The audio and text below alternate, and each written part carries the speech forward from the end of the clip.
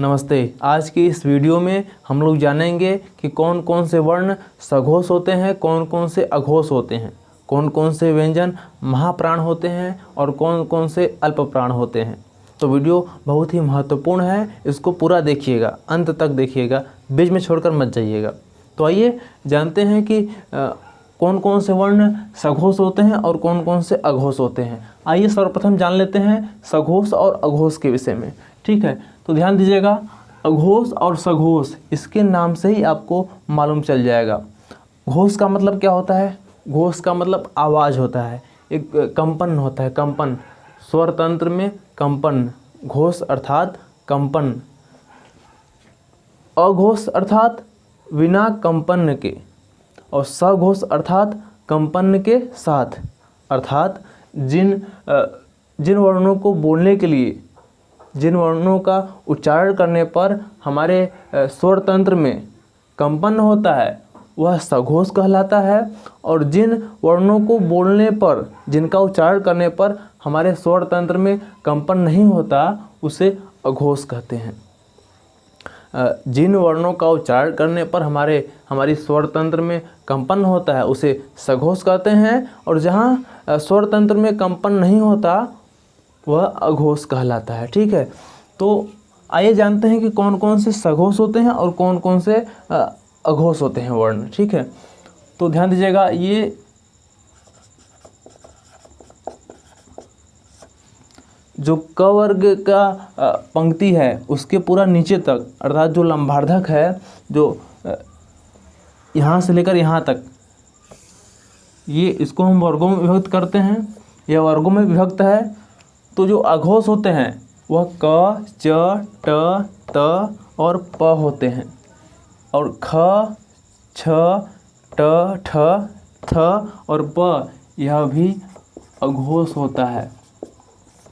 तथा इसके अतिरिक्त यह तीनों पंक्तियाँ जो ऊर्ध्वाधर हैं, इसके नीचे एक, इसके नीचे एक, यह सब सघोष होती हैं। सघोष, यह सब सघोष होता है। ध्यान दीजिएगा, जितना क में बोलेंगे आप, क बोलिए, क स्वर तंत्र में कंपन नहीं हो रहा है। ख बोलेंगे तो भी स्वर तंत्र में कंपन नहीं होगा। ख यहाँ से नहीं, इधर से उच्चारण हो रहा है। ख, क इधर से उच्चारण हो रहा है, स्वर तंत्र में कंपन नहीं हो रहा है। ग बोलिए, ग कंपन हो रहा है ना, स्वर तंत्र में कंपन हो रहा है, इसलिए इसको बोलते हैं सघोष।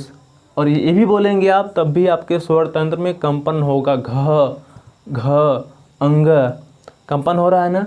तो जिन वर्णों को बोलने पर, उनका उच्चारण करने पर हमारे स्वर तंत्र में कंपन नहीं होता है उन्हें हम अघोष कहते हैं, और जिन वर्णों को बोलने पर हमारे स्वर तंत्र में कंपन होता है उन्हें हम सघोष कहते हैं। आप इन वर्णों को बोलिए, इन व्यंजनों को बोलिए, आपके स्वर तंत्र में कंपन नहीं होगा, यहाँ से यहाँ तक कंपन नहीं होगा।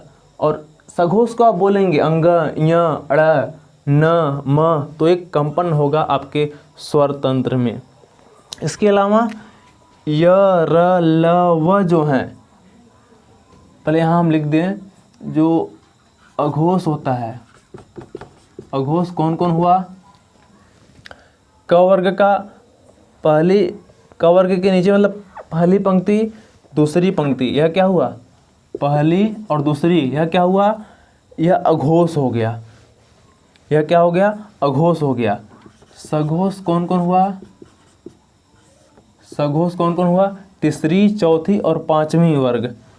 तीसरी, ऐसे नहीं, ऐसे ऊर्ध्वाधर लंबार्धक। ठीक है, तीसरी, चौथी और पांचवी, यह क्या हो गया? सघोष हो गया। अब बचा यहाँ अंतःस्थ व्यंजन तथा ऊष्म व्यंजन। इसको अंतःस्थ व्यंजन बोलते हैं, अगले वीडियो हमने बताया था। यह होता है उस अंतःस्थ व्यंजन और यह होता है ऊष्म व्यंजन। तो आप श को बोलेंगे तो आपके स्वर तंत्र में कंपन नहीं होगा। स कंपन नहीं हो रहा है यहाँ पर, इसलिए यह क्या हो गया? अघोष। यह क्या हो गया? अघोष। श श और श। यह क्या हो गया? यह हो गया अघोष, क्योंकि इनका उच्चारण करने पर हमारे स्वर तंत्र में कंपन नहीं हो रहा है। इसके अलावा य, र, ल, व और ह बोलने पर हमारे स्वर तंत्र में कंपन हो रहा है, इसलिए इसको बोलेंगे हम सघोष। सघोष कौन कौन से हैं? य, र, ल और व तथा ह। यह क्या हो गया? सघोष हो गया। इसके अलावा सभी स्वर जो हैं 11 स्वर, यह भी किस में आते हैं? सभी स्वर किस में आते हैं? यह सघोष में आते हैं। अर्थात सभी स्वरों का आप उच्चारण करेंगे तो आपके स्वर तंत्र में कंपन होगा। आया समझ में? आइए जान लेते हैं अब अल्प प्राण और महाप्राण के बारे में। अल्प प्राण, प्राण यानी वायु, प्राणवायु, प्राण यानी प्राणवायु, हमारी जो वायु निकलती है वर्णों का उच्चारण करने पर एक जो वायु निकलती है मुंह से, वही होता है प्राण। और यह अल्प प्राण और महाप्राण। अल्प अर्थात छोटा, महा अर्थात बड़ा। अल्प यानी कम, ये समझ लीजिए, और महा यानी अधिक। अर्थात वर्णों का उच्चारण करने पर यदि हमारे मुख से कम हवा निकल रहा है, ऐसे वर्ण जिनका उच्चारण करने पर हमारे मुख से कम हवा निकल रहा है, अल्प प्राण कहलाएगा। और ऐसे वर्ण जिनका उच्चारण करने पर हमारे मुख से अधिक हवा निकलेगा, अधिक प्राणवायु निकलेगा, वह क्या हो जाएगा? महाप्राण व्यंजन, महाप्राण वर्ण।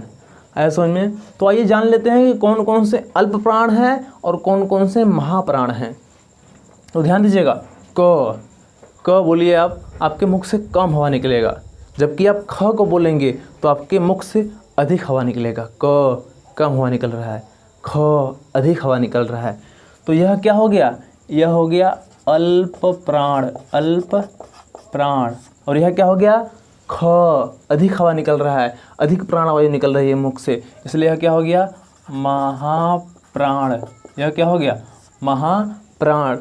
ऐसे ही ग, घ, ग बोलेंगे तो आपके मुख से कम प्राणवायु निकलेगी, और घ बोलेंगे तो आपके मुख से अधिक प्राणवायु निकलेगा, इसलिए यह क्या हो गया? यह हो गया अल्प प्राण, अल्प प्राण। और यह हो गया महाप्राण। अंग, अंग, च, य, अड़, न, म, कम वायु निकल रहा है, यह क्या हो गया? अल्प प्राण। यह क्या हो गया? अल्प प्राण। आया समझ में? इसके अलावा यहाँ देख लीजिए, अल्प प्राण कौन कौन हुआ? अल्प प्राण क्या क्या हुआ? क वर्ग की पंक्ति लंबार्धक, ऐसे नहीं, लंबार्धक कौन सा हुआ? पहला अल्प प्राण, तीसरा और पांचवा, एक को छोड़कर एक, एक को छोड़कर एक। आया समझ में? उसके अतिरिक्त अच्छा ये भी देख लीजिए, महाप्राण पहले देख लीजिए। महाप्राण, महाप्राण कौन कौन से हैं? ये यानी कि दूसरा ऊर्ध्वाधर जो पंक्ति है वो, उसके अलावा ये यानी कि चौथा, दूसरा और चौथा, यानी जो इसमें नहीं है इसमें है, इसमें नहीं है जो इसमें है। ऐसा समझ में? अल्प प्राण ये वाला और ये वाला पंक्ति। आप क को बोलिए, आपके मुख से कम वायु निकलेगा। इसके सभी व्यंजनों को उच्चारण कीजिए, प, त, ट, च, जबकि ये बोलेंगे तो अधिक वायु निकलेगा। छ, ठ, थ, फ, अधिक वायु निकल रहा है ना। अर्थात अल्प प्राण को आप अल्प प्राण के वर्णों को बोलेंगे तो आपके मुख से कम वायु निकलेगा। क, च, ट, त, प, जबकि महाप्राण को आप बोलेंगे तो आपके मुख से अधिक वायु निकलेगा, जैसे ख, छ, ठ, थ, फ। ऐसे ही सभी अल्प प्राण को आप बोलेंगे तो आपके मुख से कम वायु निकलेगा, जबकि आप महाप्राण के वर्णों को बोलेंगे तो आपके मुख से अधिक वायु निकलेगा। आया समझ में? अब देख लीजिए अल्प प्राण अंतस्थ व्यंजन और उष्म व्यंजन। अल्प प्राण क्या होते हैं? अल्प प्राण देखिए, अल्प प्राण य, र, ल, व और सभी स्वर वो क्या होते हैं? वो अल्प प्राण होते हैं। य, कम वायु निकल रहा है, र कम वायु निकल रहा है, ल कम वायु निकल रहा है, व कम वायु निकल रहा है, इसलिए यह क्या हो गया, यह हो गया अल्प प्राण। और आप स्वरों को बोलेंगे अ, आ, ई, कम वायु निकल रहा है। जबकि आप ऊष्म व्यंजन अर्थात श, श, स और ह को बोलेंगे तो आपके मुख से अधिक वायु निकल रहा है, इसलिए यह क्या हो गया, यह हो गया महाप्राण। महाप्राण कौन कौन से हो गए, श, श और ह, यह क्या हो गया, यह हो गया महाप्राण। आया समझ में? तो उम्मीद करता हूँ कि आपको यह वीडियो पसंद आया होगा, कुछ जानकारी मिली होगी। तो चलिए मिलते हैं अगले वीडियो में एक नए विषय पर। तब तक के लिए आप लोग पढ़ते रहिए और ध्यान से समझते रहिए।